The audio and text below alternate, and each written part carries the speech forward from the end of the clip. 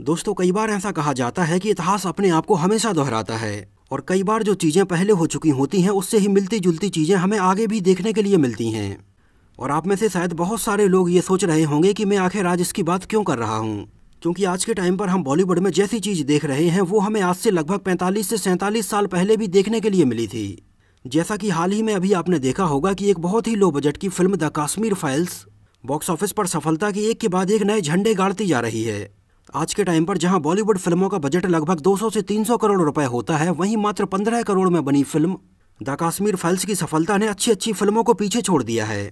लोगों का प्यार फिल्म द कश्मीर फाइल्स को कुछ इस कदर से मिला कि सिनेमा हॉल में देखने के लिए लोगों की हमेशा लाइन लगी रही और मात्र 15 करोड़ रुपए में बनी फिल्म द कश्मीर फाइल्स लगभग 200 करोड़ रुपए के आंकड़े को टच करने वाली है। फिल्म द कश्मीर फाइल्स की सफलता की आंधी कुछ इस कदर आई कि इसके सामने बड़ी से बड़ी फिल्मों के होश उड़ गए।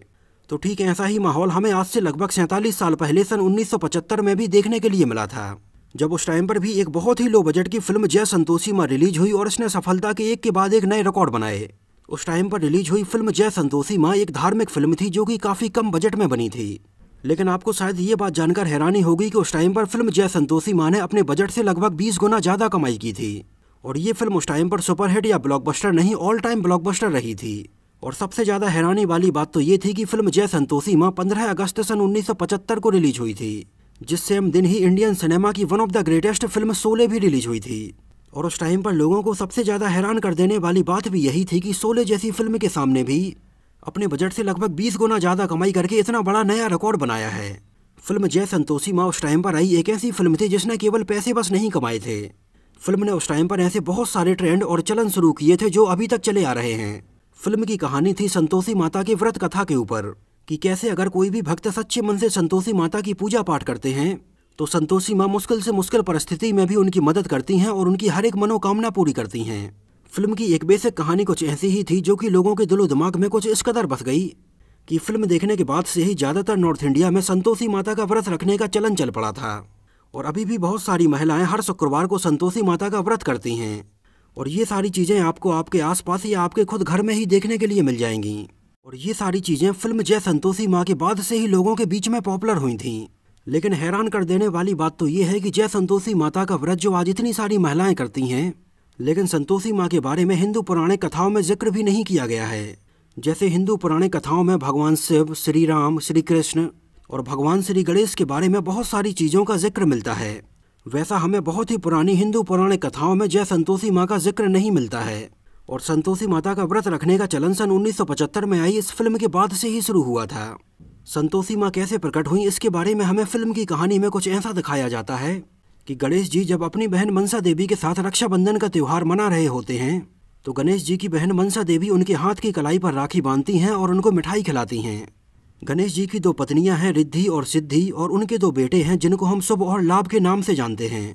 उस टाइम पर शुभ और लाभ अपने पिता गणेश जी को ये त्यौहार मनाते हुए देखते हैं और गणेश जी से इस बात के लिए जिद करते हैं कि उन्हें भी एक बहन चाहिए है। लेकिन गणेश जी के द्वारा उनको काफ़ी मना करने के बाद भी वो लोग नहीं मानते हैं। तब जाकर गणेश जी और उनकी पत्नी सिद्धि एक फ्लेम जलाते हैं और संतोषी माता प्रकट होती हैं।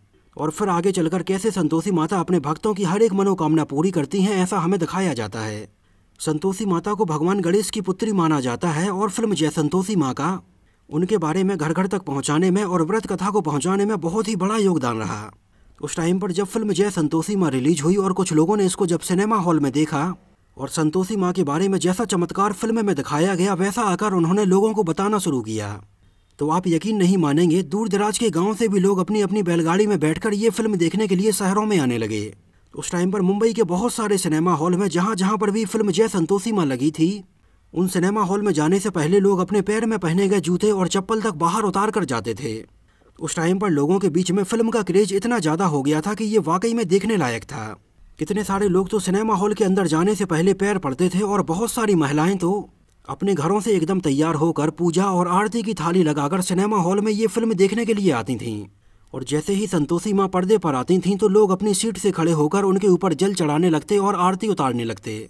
उस टाइम पर तो सिनेमा हॉल में माहौल ऐसा हो जाता था कि फिल्म की आवाज़ से ज़्यादा लोगों की आवाज़ सुनाई देती थी, जहाँ पर ज़्यादातर लोग संतोषी माता की आरती, मैं तो आरती उतारूं रे संतोषी माता की, हमें गाते हुए सुनाई देते थे। उस टाइम पर जितने लोग भी ये फिल्म सिनेमा हॉल में देखकर जाते और अपने गांव में संतोषी माता के बारे में और लोगों को भी बताते, इस चक्कर में कई बार तो ऐसा हुआ कि पूरा का पूरा गांव अपनी अपनी बैलगाड़ी में बैठकर ये फिल्म शहरों में देखने के लिए आए। सिनेमा हॉल उस टाइम पर कम होते थे और सब लोगों को टिकट तुरंत नहीं मिल पाती थी। इस वजह से उस टाइम पर बहुत सारे लोगों ने फिल्म के लिए कई घंटों और दिनों तक इंतजार करने के बाद में ये फिल्म देखी। बहुत सारे लोग तो अपने साथ खाने पीने का सामान भी लाते थे और सिनेमा हॉल के बाहर ही अपना डेरा डालकर बैठ जाते थे। एक तो लोगों के बीच में फिल्म जय संतोषी माँ की इतनी बढ़ती हुई पॉपुलैरिटी, और दूसरी तरफ इंडियन सिनेमा की one of the greatest film Sholay के लिए भी लोगों की लाइनें लगी थीं। अब सिनेमा हॉल वाले भी उस टाइम पर करें तो क्या करें, इस चक्कर में बहुत सारे रात में भी फिल्म के शो चलाए जाने लगे। यहाँ तक कि उस टाइम के कुछ सिनेमा हॉल संचालकों का तो ये तक कहना है कि बाकी दिन तो चलो वो कैसे भी मैनेज कर लेते थे, लेकिन जैसे ही संतोषी माता का दिन शुक्रवार आता, उस दिन तो सिनेमा हॉल में इतनी ज़्यादा भीड़ हो जाती कि कई लोग तो नीचे बैठकर और खड़े होकर ये फिल्म देखने लगते। लगातार 16 शुक्रवार तक संतोषी माता का व्रत करने का चलन भी इसके बाद से ही शुरू हुआ, जहाँ पर महिलाएं संतोषी माता का पाठ करती और खटाई बिल्कुल भी नहीं खाती। एक्चुअली ऐसा कहा जाता है कि सन 1975 में आई फिल्म जय संतोषी माँ के पहले जोधपुर में एक मंदिर था जहाँ पर लोग संतोषी माता के बारे में कम ही जानते थे और उनकी पूजा करते थे। लेकिन सन 1975 के बाद से तो संतोषी माँ की पूजा घर घर में की जाने लगी और आज हमें पूरे देश की अलग अलग चारों दिशाओं में संतोषी माता के मंदिर देखने के लिए मिलते हैं। जैसे जोधपुर के अलावा दिल्ली के हरिनगर में, तमिलनाडु त्रिची के जयनगर में, झारखंड के चक्रधरपुर में और मध्य प्रदेश में गुना जैसे शहरों में हमें मंदिर देखने के लिए मिलते हैं। फिल्म जय संतोषी माँ को उस टाइम पर लगभग 25 लाख रुपए के बजट में बनाया गया था और फिल्म ने उस टाइम पर अपने बजट से लगभग 20 गुना ज़्यादा 5 करोड़ रुपए का कलेक्शन किया था। फिल्म को डायरेक्ट किया था विजय शर्मा ने, जिन्होंने सन 1975 में फिल्म जय संतोषी माँ के बाद एक बार फिर से सन 1976 में फिल्म जय संतोषी माँ की ही ज़्यादातर स्टार कास्ट को साइन करके एक और ऐसी ही धार्मिक फिल्म जय महालक्ष्मी माँ बनाई। लेकिन उनकी ये फिल्म इतनी ज़्यादा पॉपुलर नहीं हो पाई जितनी कि जय संतोषी माँ हो गई थी। फिल्म जय संतोषी माँ की स्टार कास्ट में अनीता गुहा हमें संतोषी माँ बनी हुई नजर आई थीं। इसके अलावा अदर स्टार कास्ट में हमें कानन कौशल और आशीष कुमार जैसे एक्टर नजर आए थे। फिल्म का म्यूजिक कंपोज किया था सी अर्जुन ने और इसमें पूरे के पूरे धार्मिक गाने ही रखे गए, जहाँ पर उषा मंगेशकर ने फिल्म के ज़्यादातर गाने गाए और ये लोगों के बीच में बहुत ज़्यादा पॉपुलर हुए। जिसके म्यूजिक एल्बम में मैं तो आरती उतारूं रे गाने के अलावा यहाँ वहाँ जहाँ तहाँ मत पूछो कहाँ कहाँ है संतोषी माँ, करती हूँ तुम्हारा व्रत में स्वीकार करो माँ, मदद करो संतोषी माँ और मत रो जैसे गाने हमें सुनने के लिए मिले। जिनमें से आज के टाइम पर ये केवल गाने बस नहीं हैं, संतोषी माता की आरती के टाइम पर इन गानों को आज भी बजाया जाता है।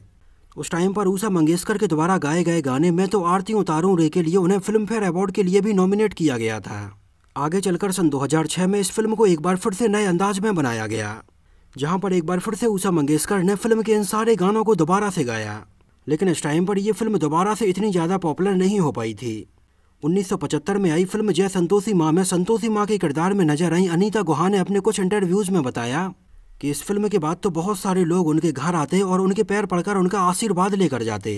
जहाँ पर भी लोगों को वो रोड पर चलती हुई दिखती, वहाँ पर भी लोग आकर उनके पैर पड़ते और आशीर्वाद लेते। कुछ इस कदर का क्रेज हमें फिल्म जय संतोषी माँ का देखने के लिए मिला था।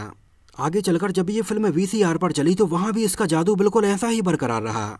जब जगह जगह पर नवदुर्गा के टाइम पर दुर्गा माँ की झांकी लगाई जाती तो वहाँ पर भी रात में फिल्म जय संतोषी माँ को VCR पर लगाया जाता था, जहाँ पर लगभग पूरा गांव इकट्ठा होकर ये फिल्म VCR पर देखने के लिए आता था। और फिल्म देखते टाइम पर लोग अपने पैरों में पहनी गई चप्पल को बहुत दूर उतार कर आते थे। मतलब 1975 में आई इस फिल्म का क्रेज आगे चलकर 70s के अलावा 80s और 90s में तक हमें देखने के लिए मिला। आप में से कितने सारे लोगों ने ये फिल्म इस तरह से देखी है, हमें कमेंट में ज़रूर बताना। फिल्म जय संतोषी माँ के बारे में आपका क्या कहना है, और अगर इससे जुड़ी हुई आपकी कुछ यादें हैं तो उन यादों को भी आप हमारे साथ ज़रूर शेयर कीजिए। और अगर ये वीडियो आपको पसंद आया हो, मेरी मेहनत आपको पसंद आई हो, तो इसको प्लीज़ लाइक करके मुझे इस बात का जवाब ज़रूर दीजिए। तो मिलते हैं किसी नए वीडियो में बॉलीवुड से जुड़ी हुई कुछ और ऐसी ही इंटरेस्टिंग और रोचक बातों के साथ।